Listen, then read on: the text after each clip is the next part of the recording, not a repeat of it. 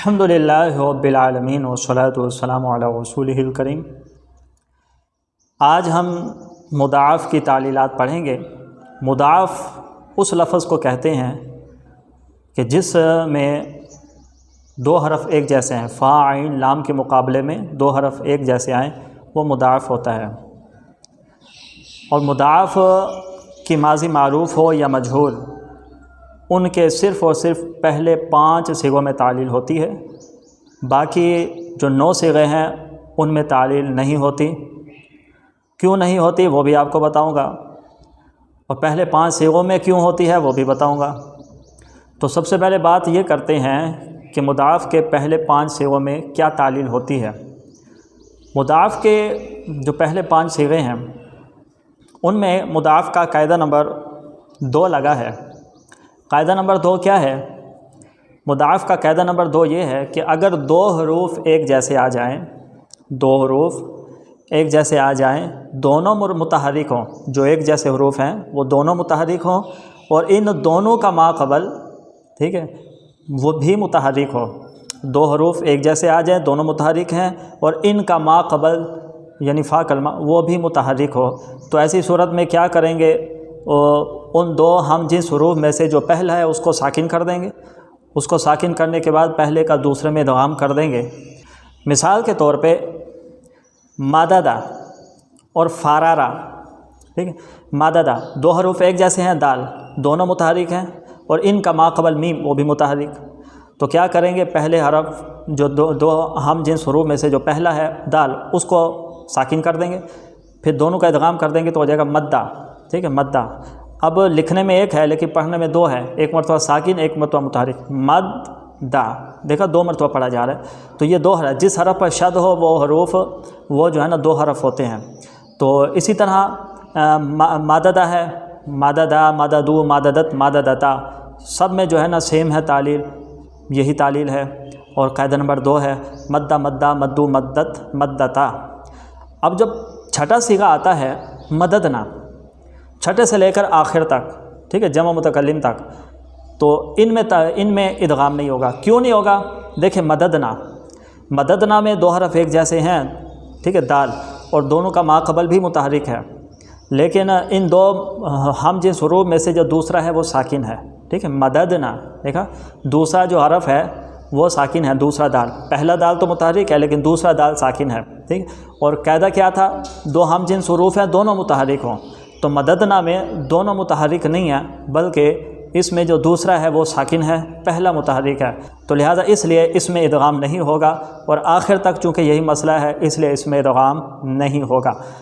تو یہ فعل ماضی معروف ہے مضاعف کی۔ اسی طرح فعل ماضی مجہول جو مضاعف کی ہوتی ہے اس میں بھی سیم یہی ہے، مودیدہ، مودیدہ، مودیدو، مودیدت، مودیدتا، ٹھیک ہے، اس میں بھی سیم یہی ہے، 2 ہم جنس حروف ہے، دونوں متحرک ہے، ما قبل بھی متحرک، تو پہلے کو ساکن کر کے دونوں کا ادغام کر دیا، ٹھیک ہے۔ تو اور پھر اس کے بعد جمع مؤنث غائب سے آخر تک پھر وہی مسئلہ آتا ہے کہ دوسرا حرف ساکن ہے تو پہلا تو متحرک ہے، دوسرا ساکن ہے، اس لیے وہاں پر ادغام نہیں ہوگا۔ تو یہ تھی فعل ماضی معروف اور مجہول مضاعف کی، اس میں صرف پہلے 5 صیغوں میں ادغام ہوتا ہے۔ اب آتے ہیں مضاعف کے فعل مضارع میں۔ مضاعف کے فعل مضارع معروف ہو یا مجہول، ٹھیک ہے، دونوں میں ایک جیسی تعلیل ہے، اور صرف اور صرف 2 صیغوں کے علاوہ، ٹھیک ہے، وہ 2 صیغے جو نون ضمیری والے ہیں، ٹھیک ہے، نون ضمیری والے، جمع مؤنث غائب اور جمع مؤنث حاضر، ان 2 صیغوں کے علاوہ باقی 12 کے 12 صیغوں میں ادغام ہوتا ہے، ٹھیک ہے، مضارع معروف ہو یا مجہول، مضاعف کا مضارع معروف ہو یا مجہول، 2 صیغوں کے علاوہ باقی 12 کے 12 صیغوں میں ادغام ہوتا ہے۔ ادغام کیا ہوتا ہے؟ یہ قاعدہ نمبر 3 ہے کہ اگر 2 ہم جنس حروف آ جائیں، ٹھیک ہے، 2 ہم جنس حروف آ جائیں، دونوں متحرک ہوں لیکن ما قبل ساکن ہو، 2 ہم جنس ہیں، دونوں متحرک ہیں، اور ان کا ما قبل ساکن ہے۔ اچھا، دوسرا قاعدہ کیا تھا؟ یعنی جو ماضی میں مضاعف کا قاعدہ اپلائی ہوا تھا وہ کیا تھا؟ 2 حروف ایک جیسے ہیں، دونوں متحرک ہیں، ما قبل بھی متحرک ہے، لیکن مضارع میں کیا ہے؟ 2 حرف ایک جیسے ہیں، دونوں متحرک ہیں، ما قبل ساکن ہے، ٹھیک ہے نا، ما قبل سے فرق ہے۔ ماضی میں کیا جو قاعدہ تھا اس میں 2 متحرک حروف جو ایک جیسے ہیں ان کا ما قبل متحرک تھا، اور مضارع میں کون سا قاعدہ ہے؟ قاعدہ نمبر 3، دو ہم جنس حروف ہیں، دونوں متحرک ہے لیکن ما قبل ساکن ہے، تو کیا کریں گے؟ پہلا جو حرف ہوگا، یعنی دو ہم جنس میں سے جو پہلا ہوگا اس کی حرکت ما قبل کو دے دیں گے جو ساکن ہے، ٹھیک ہے؟ مثال کے طور پہ یم دودو، یہ مضارع ہے، یم دودو، دو ہم جنس حروف آگے دال دال، ٹھیک ہے؟ اور ان کا ما قبل میم وہ ساکن ہے، تو جو پہلا دال ہے اس کی حرکت ما قبل میم کو دے دیں گے، ٹھیک ہے؟ اور پھر دونوں کا ادغام کر دیں گے، تو پہلا دال ساکن ہو جائے گا، دونوں کا ادغام کر دیں گے، ہو جائے گا یمدو، ٹھیک ہے؟ یمدو، یمدانی، سب میں ایسے ہی آ رہا ہے، دو ہم جنس حروف ہے ما قبل ساکن ہے، دو ہم جنس حروف ہے ما قبل ساکن ہے، لیکن جب جمع مؤنث غائب کا صیغہ آتا ہے یمددنا، یمددنا، ٹھیک ہے نا؟ اب یمددنا میں دیکھیں دو ہم جنس حروف ہیں، ما قبل ساکن بھی ہے، لیکن یمددنا میں جو دو ہم جنس حروف ہیں وہ دونوں متحرک نہیں ہیں، قاعدہ کیا تھا؟ دونوں متحرک ہوں، ما قبل ساکن ہو۔ یمددنا میں دو دال جو ہیں یہ متحرک نہیں ہے، پہلی متحرک ہے دوسری ساکن ہے، ٹھیک ہے؟ تو لہٰذا اس میں پھر ہم قاعدہ اپلائی نہیں کریں گے، کیوں؟ قاعدہ تو یہ تھا دونوں حرف متحرک ہونے چاہیے ما قبل ساکن، تو یمددنا میں دونوں متحرک نہیں ہیں بلکہ ان میں سے جو دوسرا ہے وہ ساکن ہے، تو لہٰذا یمددنا میں ہم قاعدہ اپلائی نہیں کریں گے کیونکہ شرط نہیں پائی گئی۔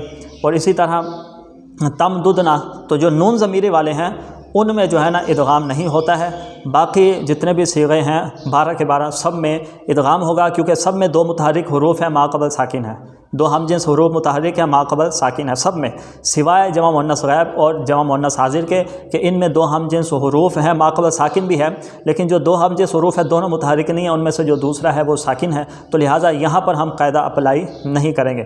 تو فعل مضارع معروف ہو یا مجہول میں ہو، دونوں میں سیم یہی قاعدہ نمبر 3 ہے مضاعف کا، ٹھیک ہے؟ اور دو صیغوں کے علاوہ باقی سب میں ادغام ہوتا ہے۔ تو خلاصہ کلام یہ ہے، مضاعف 3 بابوں سے آتا ہے، باب ناصع ینصر، ضرب یضرب اور سمع یسمع، 3 باب سے ہی آتا ہے۔ اگر علامت مضارع کے بعد ضمہ ہو تو پھر یہ باب ناصرہ سے ہوگا جیسے یمدو، اگر علامت مضارع کے بعد فتح ہو تو باب سامیہ سے ہوگا جیسے یعدو، اور اگر علامت مضارع کے بعد کسرہ ہو تو یہ باب ضرب یضرب سے ہوگا جیسے یتم۔